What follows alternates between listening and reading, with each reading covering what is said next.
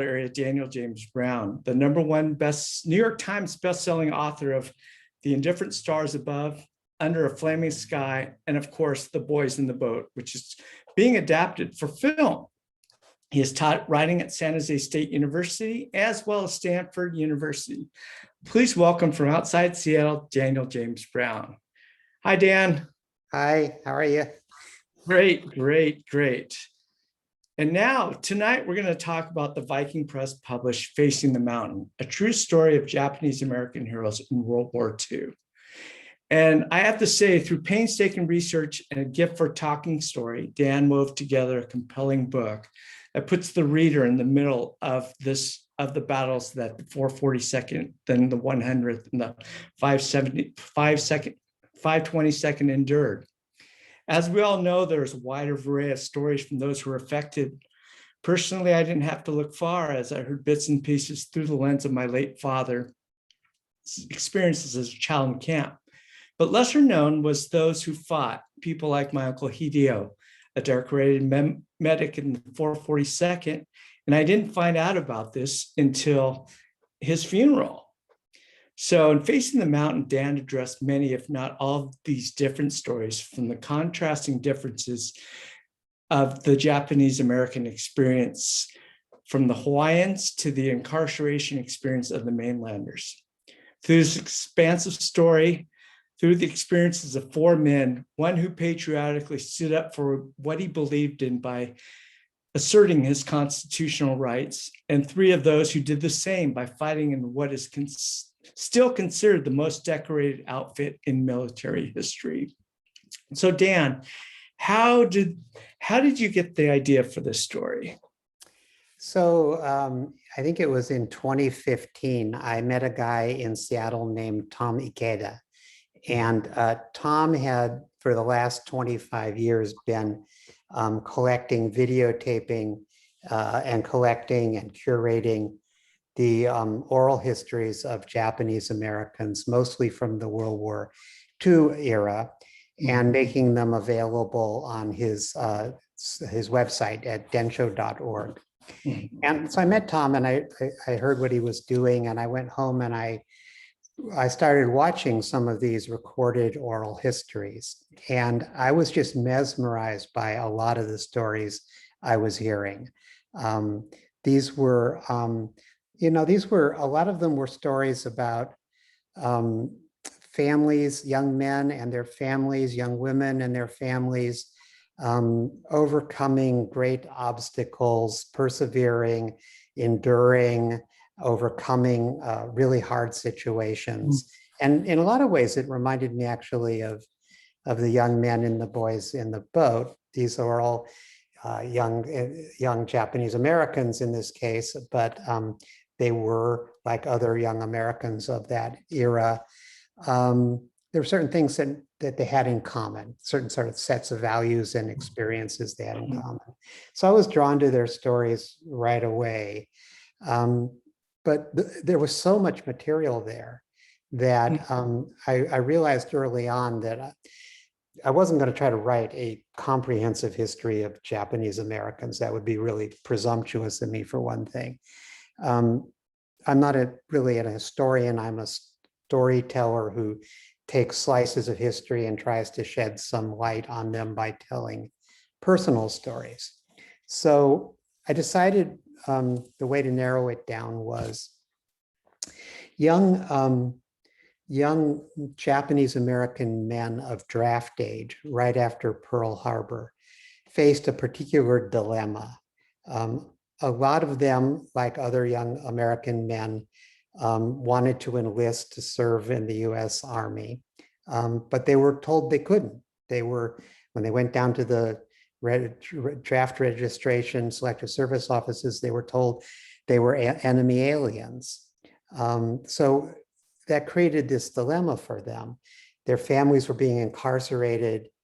They wanted to do something to help the country nevertheless, but what do you do? And then other young Japanese American men of the same generation were saying, no, I don't want to serve the government that's incarcerated my family. I want to resist it with all the fibers of my being. Mm. So it was just a really interesting situation. And so what I wound up doing was focusing on 4 young men and their families, and how they dealt with that initial situation of what do we do in the wake of Pearl Harbor with all this stuff that is happening to us? How do we move forward? Well, before I begin to ask you about these characters, these gentlemen, I think what was great, the seal of approval you got from Tommy Kata at Densho, because that, as a member of the Japanese American community, we always look upon things skeptically about, people writing about our group. Sure. And I'm sure you may have come across that, you may not, but if you could start a little bit about how Tom, I mean, that's just like the blessing of the Godfather right there, to give you the approval, not only that, but also to write the foreword in your book. Yeah. So yeah, so that way, I mean, that was something I was aware of very early on. I was aware of it even before Tom mentioned it. I'm obviously an outsider to this community. And so I thought a lot about whether I should do this or not, and consulted a lot with Tom about whether I should do this or not. And so a couple of things happened. One is when I started talking to the family members of these young men that I wanted to write about, the families really wanted me to do it. So that was one factor that went into it. And then Tom felt, and I think it's right, that because The Boys in the Boat was so successful, I knew I would have a pretty large platform for writing my next book. And we both felt it was an opportunity to take these stories that are at Densho and many, many other places that have sort of been under the surface of for most Americans for decades now, and use that platform to bring some of those stories forward and publish them in a book format. So it was, it's kind of a hard decision. I wouldn't write a novel that was, from the point of view of a Japanese American. I'm a white, more than middle-aged white guy, not a young Japanese American guy. So I wouldn't pretend to be able to see the world that way. But really what I was trying to do was take these stories that were already told in great detail at Densho and use whatever skills I have as a storyteller to weave them together into some kind of a narrative. And then, as I say, to use the opportunity I had to sort of take them out to a wider audience. So yeah, Tom and I went back and forth a lot about how to do that, and that's how I proceeded. Interesting. And for those who are not familiar with Densho, it's Densho,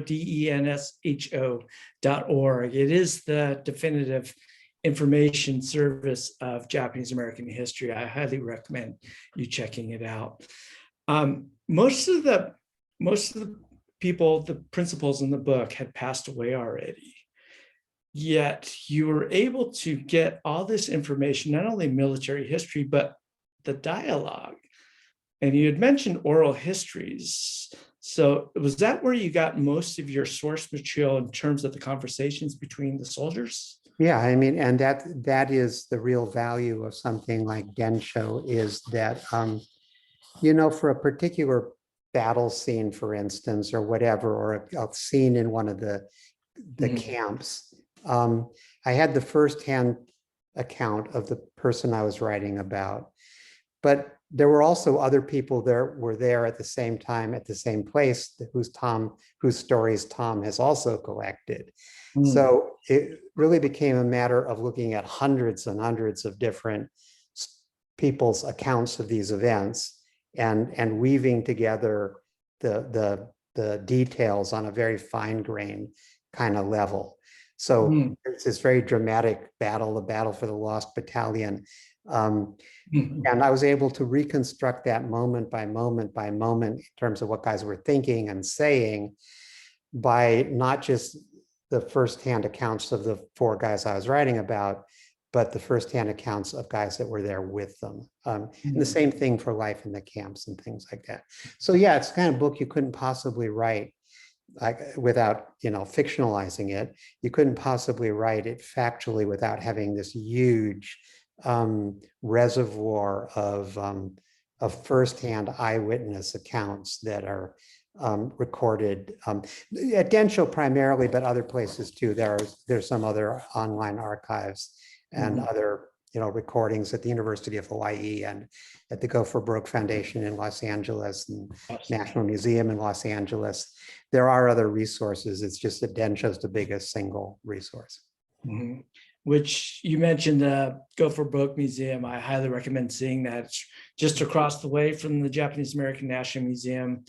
I think it might even be like one entry for everything or something like that. I definitely go in there. There's a memorial in the back too that everyone should go visit and pay their respects. And to these brave soldiers who, you pick 4 of them, and we'll get to them individually in a minute, but how were you able to pick out just 4 of them who actually told essentially the whole story of Japanese American experience? Yeah, I mean, that was a big part of the initial task. And again, I credit Tom for a lot of this because I kept going to Tom and saying, Tom, is there one person who I can build this story? It really works better from the storytelling point of view. I can just tell it from one person's point of view. And there really wasn't. But by narrowing it down, as I say, to that sort of question of draft age men, and then even within that, there were still way too many people and too many stories. So Tom and I went back and forth a lot about, well, this guy had this experience and this guy had that experience, but both of them were at this place at this time. So it just became this sort of effort of weaving together, finding the right people who were in the right time, in the right place at the right time in order to tell all the important events. And, even as it is, I mean, I think it's a reasonably comprehensive history of one part of the story, and that is, or really 2 parts. One is the men who enlisted for the 42nd Regimental Combat Team, this all Japanese American fighting unit, and the men who resisted. And we see that mostly through the character of Gordon Hirobayashi. But it leaves out things like the Military Intelligence Service, the MIS. It doesn't talk a great deal about the 100th Infantry Regiment, which was also an all Japanese American unit. So I had to narrow it down in a way that could be manageable. And so I just want to be clear that I think it does give a pretty good overall accounting of what Japanese Americans went through in the camps and in military service. But there are other facets of the story too.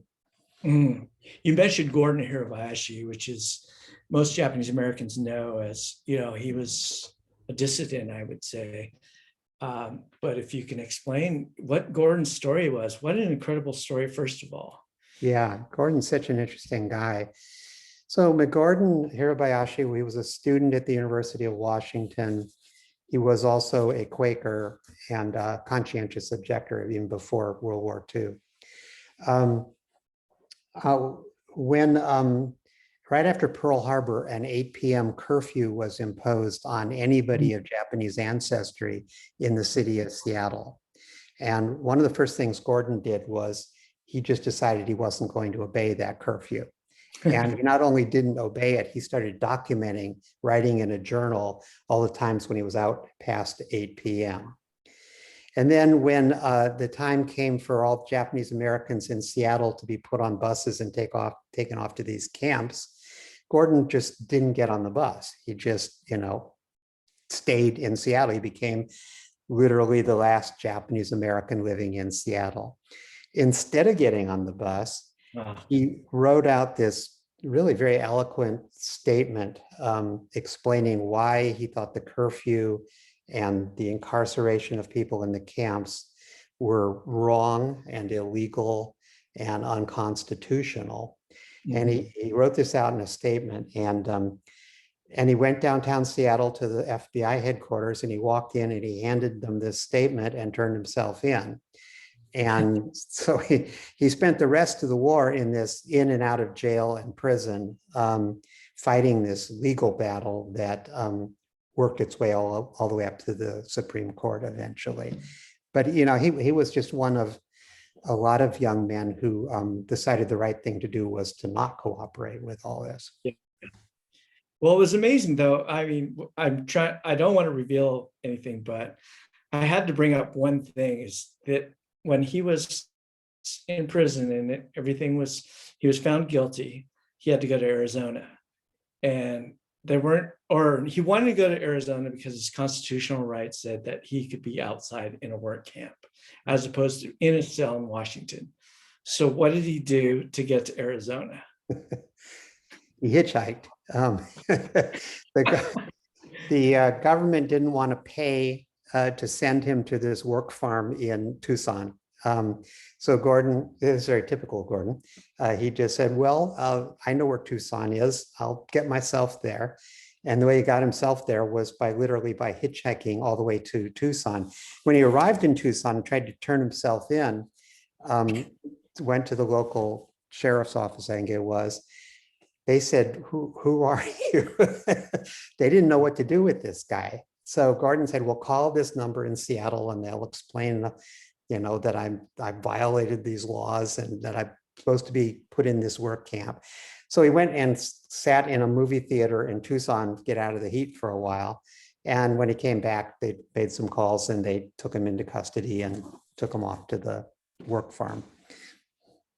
What a principled man. I mean, yeah. To go out of his way to be able to do this. And he was also a Quaker, correct? He was, yes. So, he had deeply held, views about war in general. And but in many ways, that wasn't the crux of what he was getting at. He objected later to being conscripted when the army later tried to draft him. But he didn't object.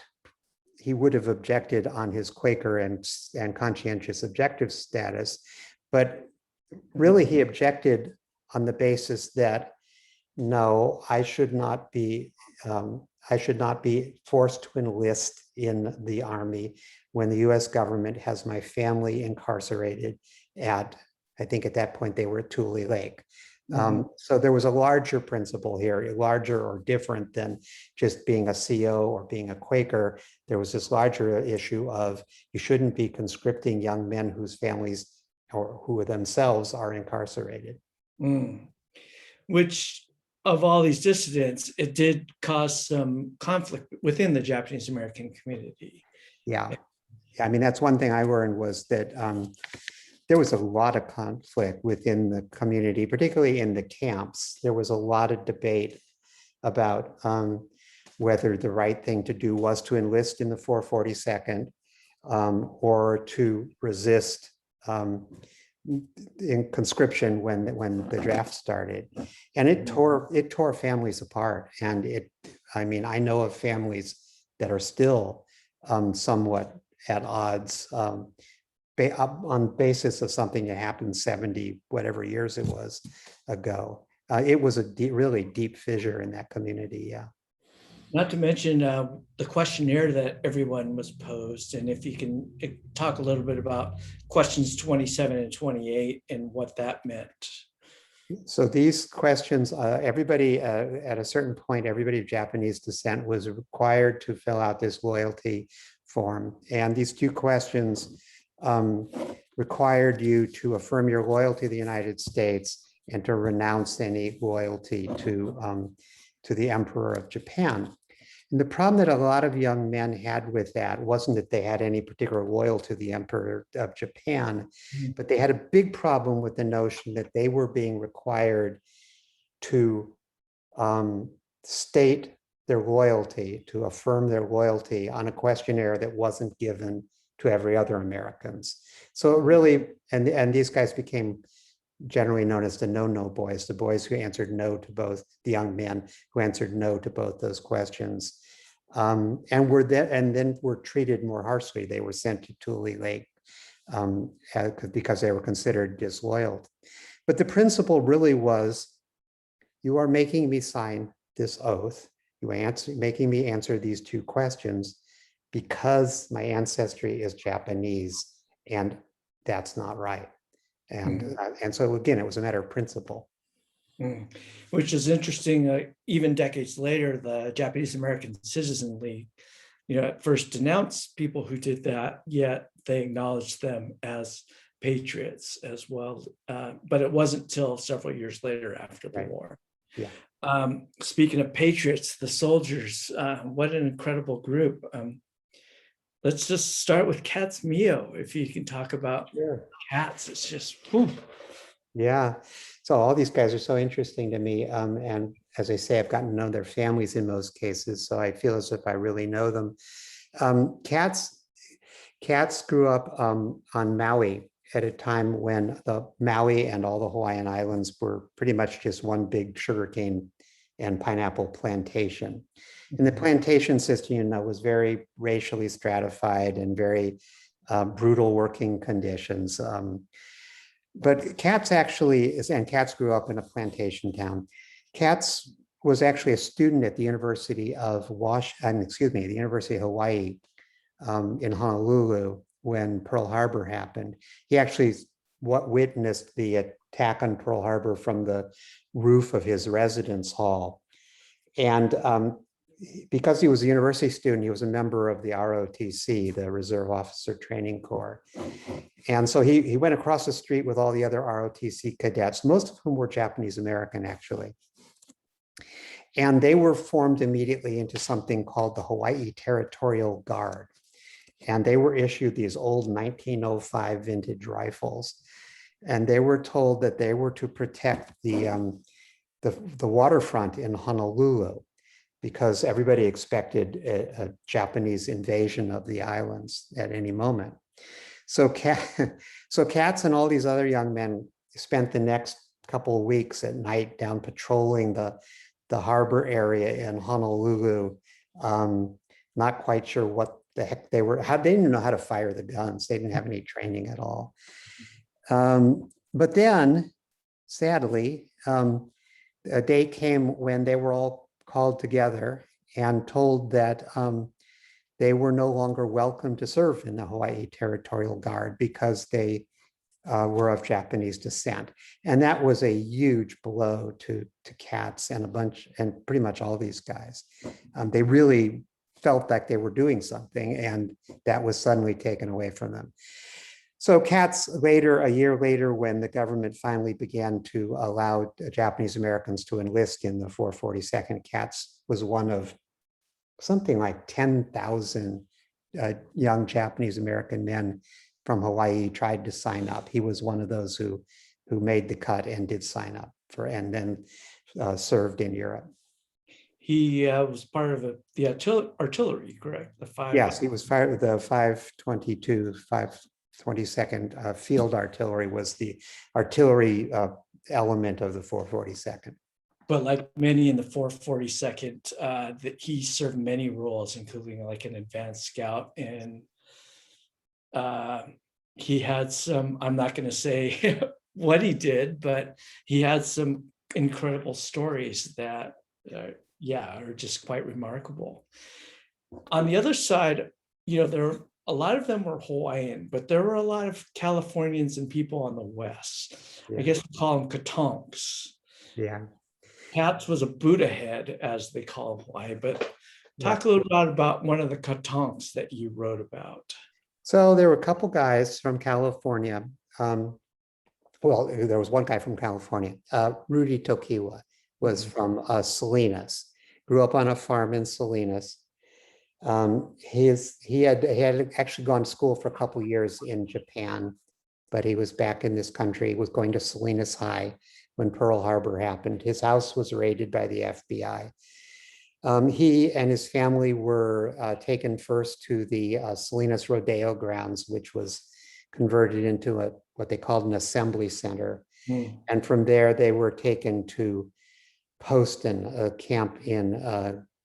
concentration camp in Arizona. And he was one of the young men who volunteered for the 442nd out of the camps. And again, within the camps, Poston and the other camps, there was a lot of disagreement among the young men. But a certain number of them decided, well, their thinking was, Rudy's thinking was, maybe if I enlist and serve in the army when the war is over, I and my family will get more respect, and Japanese Americans will get more respect. And so a lot of them went in with sort of that attitude is, we're going to do this, and we hope that by doing this, we'll prove our loyalty and advance, Japanese American prospects in general. So Rudy became a runner in the 442nd, had a lot of very harrowing adventures. And I won't tell too much about how that ends up, but really interesting guy, kind of a rascal, a really tough guy in some ways, but also had a really big heart. Did. And without giving away, there's one thing that he said that you wrote that really struck me about the horrors of war. And I remember Rudy, I'm reading this right. Rudy said, I wonder when I get out of this, if I do, whether I'll be a human being again, which shows his heart. That just kind of ripped my gut when I read that part. Yeah, Rudy's interviews were particularly, I think it was actually when I was listening to Rudy's videotaped interviews that I really got committed to this project. He teared up a lot when he was talking about some of the things he'd gone through. And it was, as I say, he was a really tough guy, but he also had this kind of tender side. And yeah, I mean, that wasn't, he was very much affected by what he saw and what he went through over there. But the one guy that obviously you were closest to was the one guy you were able to interview, the surviving member, Fred Shiosaki. And just talk a little bit about Fred and what he was like. So Fred grew up in Spokane, Washington, actually in a neighborhood in Spokane called Hilliard. Hilliard was down by the railroad tracks. It was a pretty tough neighborhood. It was mostly new immigrant families from all over the world. And because it was a pretty tough neighborhood and very mixed, a lot of ethnic slurs got thrown around. Fred was a guy that didn't really want to fight. He's just a really sweet, nice guy, but he learned to fight early on because he wouldn't abide ethnic slurs. And so he was always coming home with his eyeglasses broken because he'd get in these fights, scuffles with neighborhood kids. So he kind of learned to be tough and learned to fight early on, even though he wasn't particularly inclined that way. He was interesting. Well, for one thing, his family's immigration story was really interesting. And I wanted, as part of this, to make sure that readers understood where the Issei had come from, the kinds of experiences that first generation immigrants, Japanese immigrants went through, the kinds of conditions they left behind in Japan, which were very tough, and then how hard they worked to make their way in this country. So by the time Fred was, old enough to enter the service, his family, his mother and father had sort of clawed their way up into the middle class. They had owned a laundry in Spokane, worked very, very, very long, hard hours at that laundry. But, were able to leave a pretty decent life at that point. So I wanted people to hear their immigration story too. But Fred joined the 442nd, and he was, I wanted to include him partly because he was a participant in this particular battle called the Rescue of the Lost Battalion, and which you can go into or not go into, but it was a particularly vicious and hard-fought battle in which the Japanese American troops really proved their mettle in an extraordinary way, and Fred was a part of that. Yes, and he was if you look at some of those interviews later, you can see how that particular battle affected him and really got to him. Yeah, I mean, Fred came home like a lot of these guys with both, physical wounds and also some emotional wounds. Fred clearly had PTSD. I know that that first year or so after he was home, he moved back to the laundry. They had an apartment. The Shiosakis had an apartment over the laundry. Excuse me. And Fred moved back in for a while. And his mother had to wake him up in the middle of the night periodically because he was screaming. I'm going to grab some water while I. Okay. Okay. So yeah, and he was not unusual in that sense. Mm.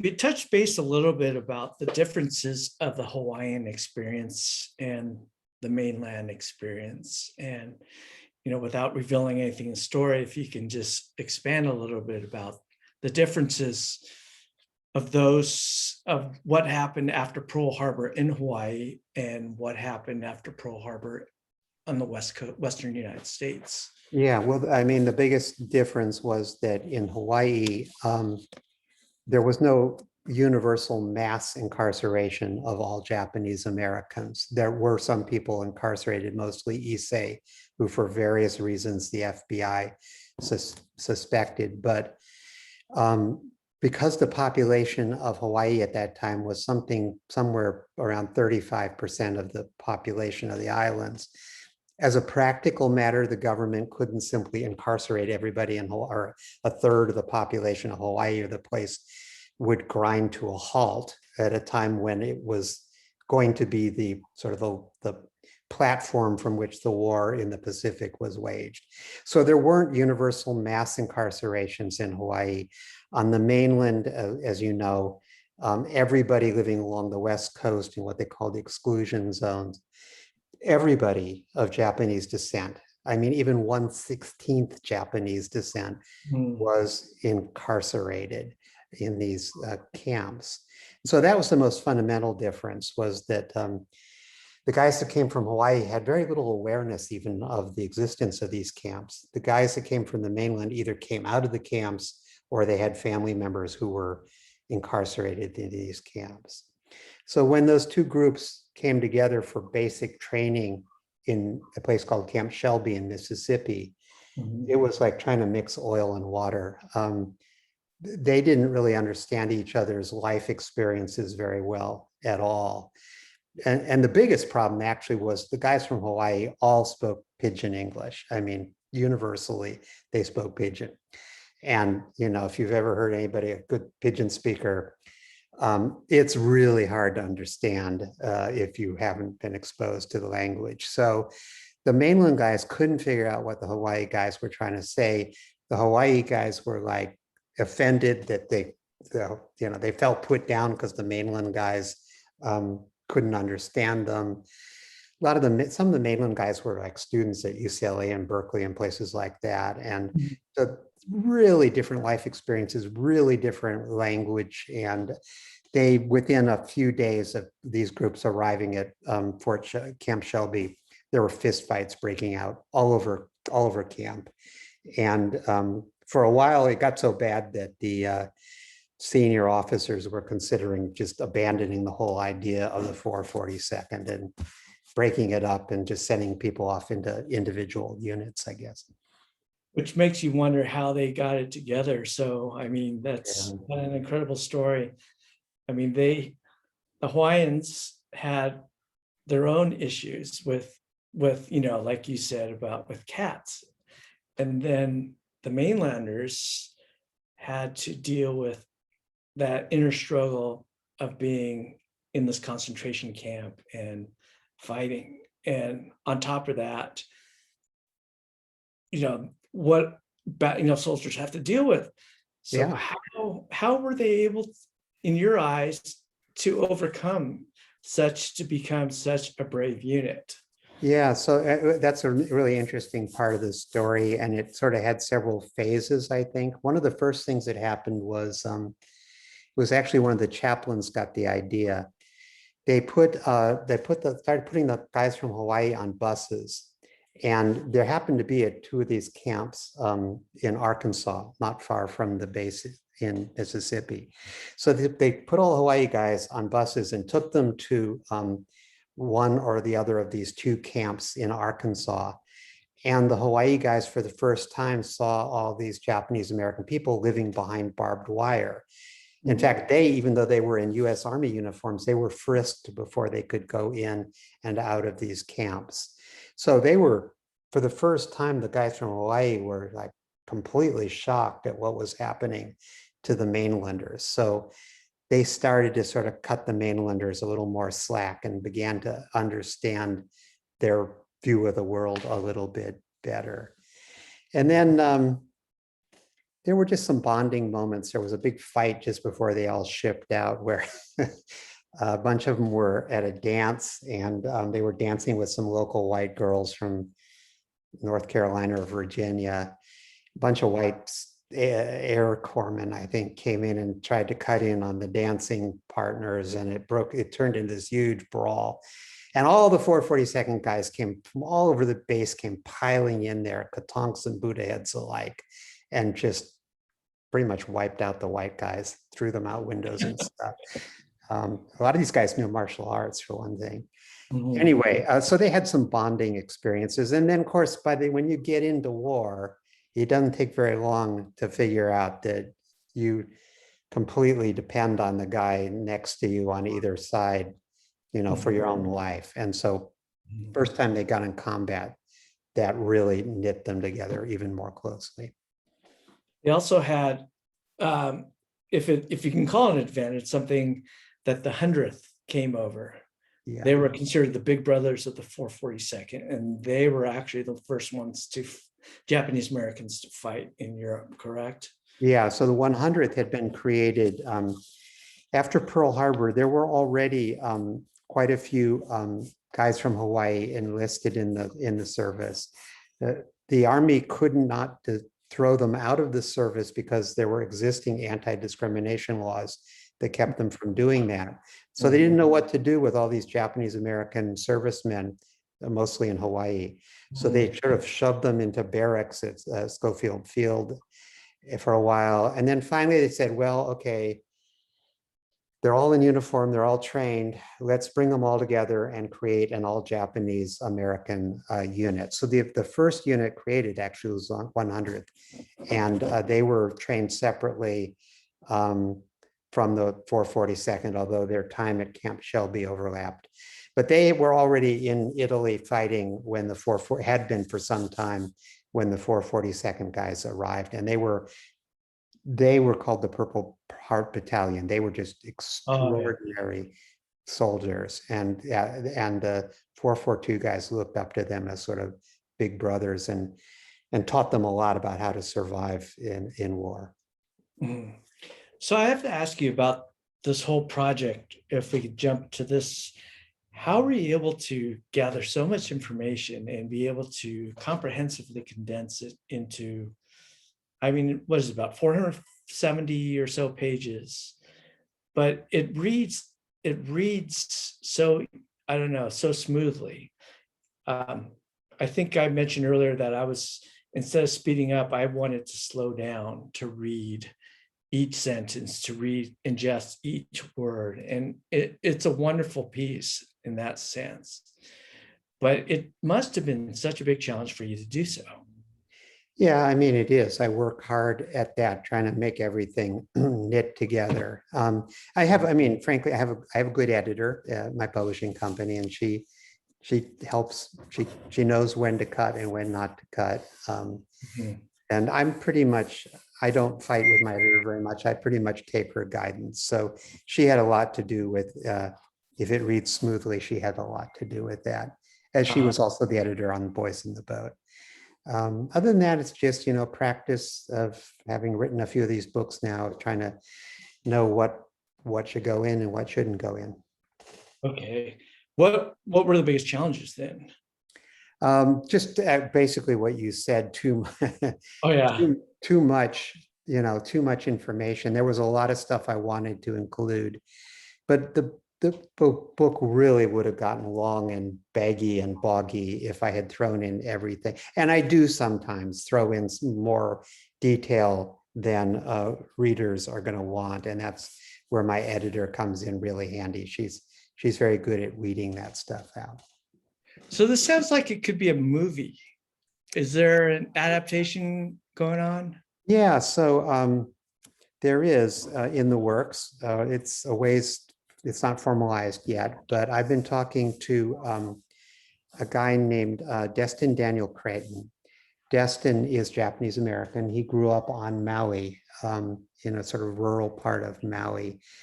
And he has made some wonderful films. He made a film called Just Mercy about Oh yeah. black civil rights lawyer in a death penalty case that I really liked. He's made some wonderful films, very heartfelt films. He's totally on board to do this, very passionate about it. So I've been working with him, and we're working towards putting together some kind of it probably would be not a feature film, probably be a series, probably be like an HBO style Oh yeah. series. Maybe even more than one season, maybe a couple seasons worth. That's great. Well, I'm wondering what Destin thinks about this. Destin, I wish I had him here with me. He's over the top about this. I mean, he's really excited about this. I'm kind of in awe Well, of how can I excited he is. interrupt you? He's actually here. Oh, really? I can see you. I don't know if you guys can. Hey, Destin. Hey. Yeah, I can't. Yeah, I'm trying to make you a panelist here, Destin.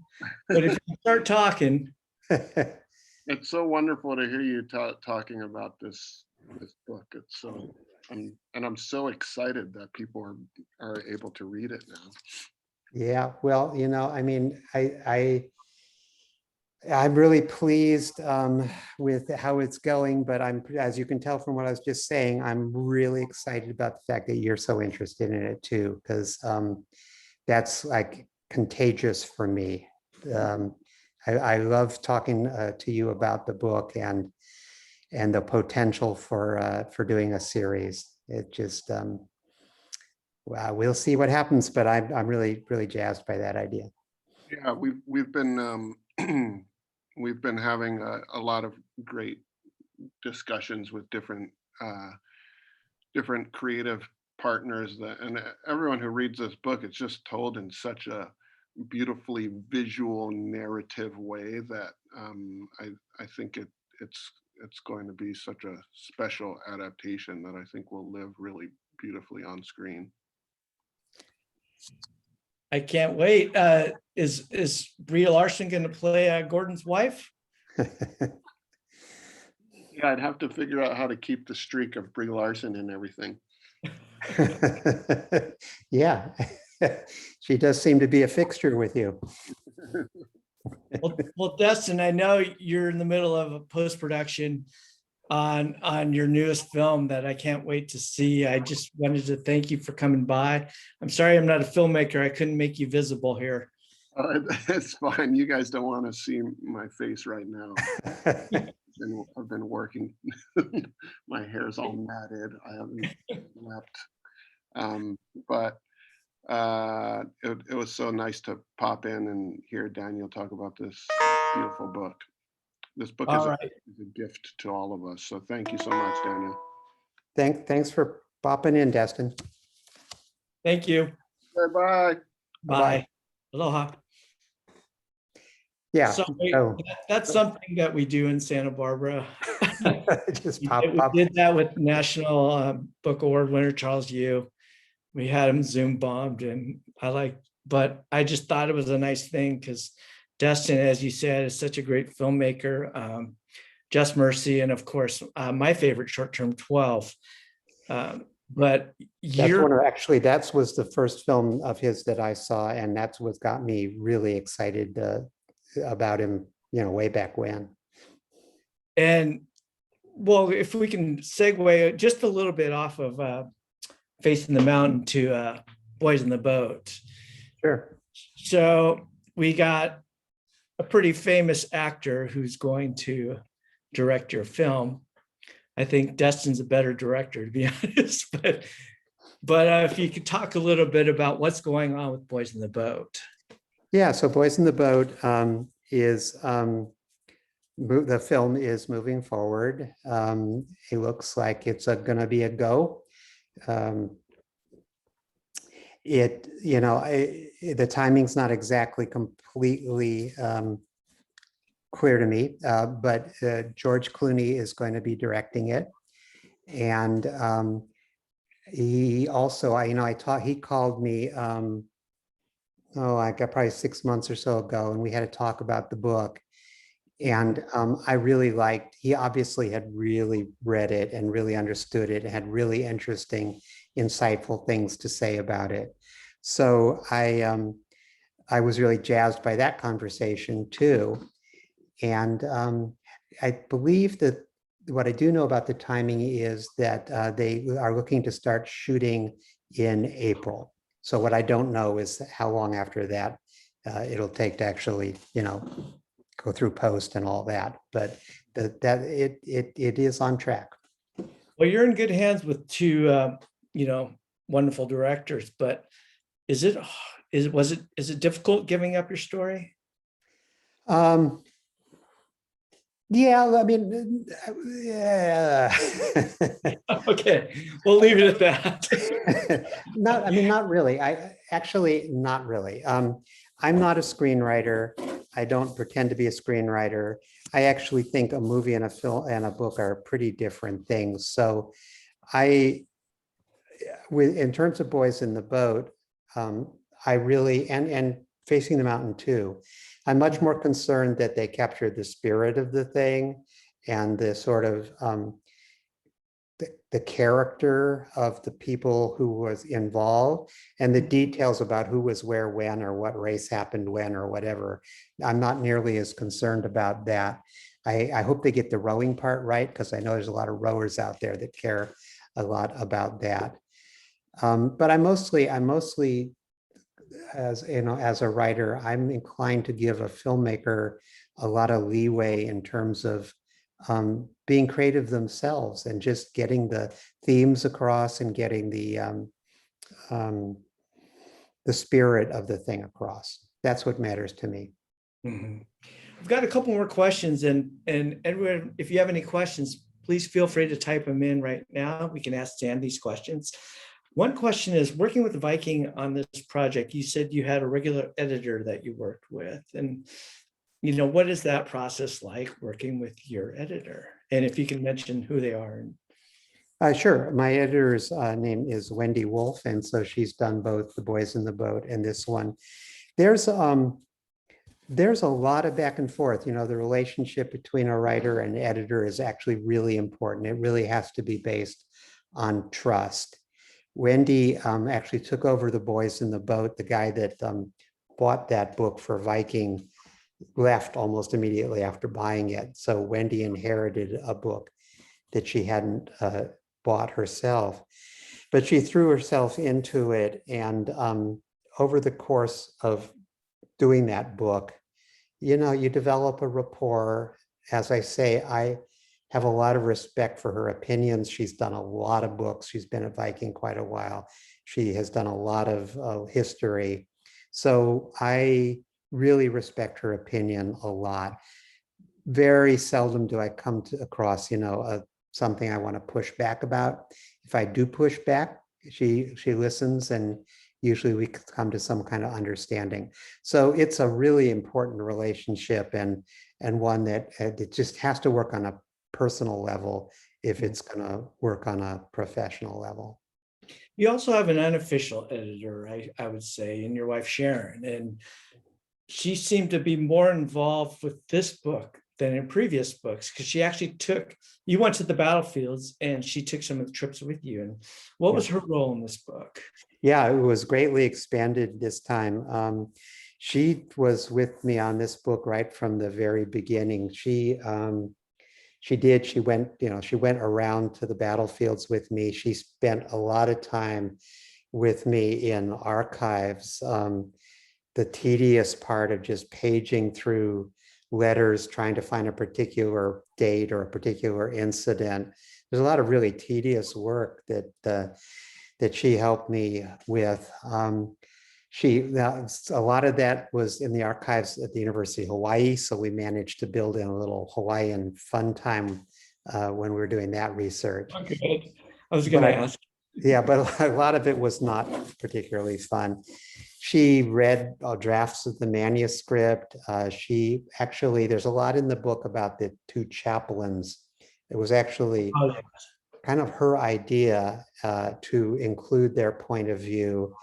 And so she took charge of the chaplains, tracking down the letters of Chaplain Higuchi and Chaplain Yamada, and getting a hold of them and then transcribe. My eyesight's very bad, so she had to do a lot of the actual transcribing and that kind of thing.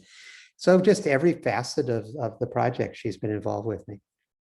But the fact that you mentioned Higuchi and Yamada, I mean, I thought they were two of my favorite characters in the book, and they really enhanced the book by their views and their, because you detail their struggles with aiding and servicing the men while, praising their God, dealing with their doubts and faith. It was it was a necessary component of the book, I think. I think so too. I mean, the thing about the chaplains was they were a little bit older, they were like 30 years old. Everybody else was like 19, 20, 21. So they had a little more mature view of the world. Also, they weren't really in most of the battles, although they did expose themselves to danger a great deal. For the most part, they were a little bit behind the lines. And so they could observe what was happening and talk to these young men as they came in off the battlefield. And on the one hand, advise them and console them, but the other hand, they were writing to their wives. All this correspondence is back to their wives. So they were sharing a lot of, sort of insights into what was happening with these young men. So it was a really, really valuable point of view that I wouldn't have thought of otherwise. Well, if you do win some prizes, Sharon gets. Oh yeah. Oh, absolutely. Yeah. So if Destin makes a great movie and we're going to premiere, I'm going to red carpet. Red carpet. She's going to be on the red carpet. Yes. Celeste Barber asked a really good question, and she says she wanted you to explain the title "Facing the Mountain," and how did you go about choosing that title? Actually, that was also Sharon's. I'm terrible with titles. She and I were talking, and there's kind of several levels of it for us. I mean, just on a practical level, the reality is these guys were always fighting their way up the side of some mountain or another. It's just a fact that the Germans always held the high ground, and these guys were always having to fight their way up the side of some mountain or another and take that mountain, then move on to the next mountain and take that, both in Italy and in France.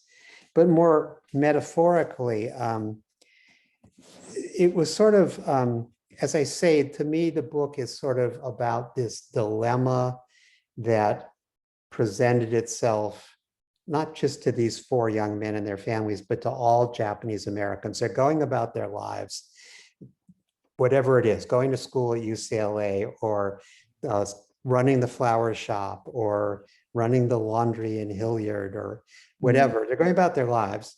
And then all of a sudden there just arises in their path this mountain of problems, and they have to find a way over it or around it. And so it's sort of a metaphor for this set of things that had to be overcome and how they overcame them. And one of the defining battles was on the steep mountain, which you and your wife went to. And how were you able to, your experience there, you could actually see what, they had gone through. Yeah. So there was this point at which in Italy, very near the end of the war, they were sent up the backside of a mountain in the middle of the night to try to surprise the Germans and break through this defensive position called the Gothic line. And they did. And I knew about that from having read about it and then hearing all these firsthand accounts. But until I stood on top of that mountain and looked down into the valley out of which they had climbed with all their gear on their backs in the middle of the night, I didn't really get it till I saw the terrain. And it was just, how the heck did they do that? It was like a 60-degree mountain. I don't know, 60 degrees. It was a really, really steep mountainside. And they had to come up it in complete silence in the middle of the night with all their gear, surprise the Germans, overwhelm the Germans, and break through that position. So being there really was helpful to me. My last question, and then we'll let you go, is what did you come away with from telling this story, as far as yourself, or even just telling a story so expansive, so huge, so wonderful? Yeah. Well, I just came away with a much broadened sense of the history, but also a much deeper appreciation for what these guys and their families and families like theirs went through, particularly in these times we're in right now, where there's all this sort of anti-immigrant rhetoric, anti-Asian rhetoric and violence. It just expanded my awareness, but also my commitment and my the depths of my feelings about how important it is to understand this piece of history and recognize what people did and what people went through. Well, Daniel James Brown, thank you. You wrote one hell of a book, and I wish you the best in this book and the movie. I hope they do you justice. Oh, well, I hope so too. As I say, I got a lot of faith in Destin as far as the movie for this one goes. So, well, thank you, and thank you, everyone, and have a nice evening. Thank you for joining us. Thank you. Bye-bye.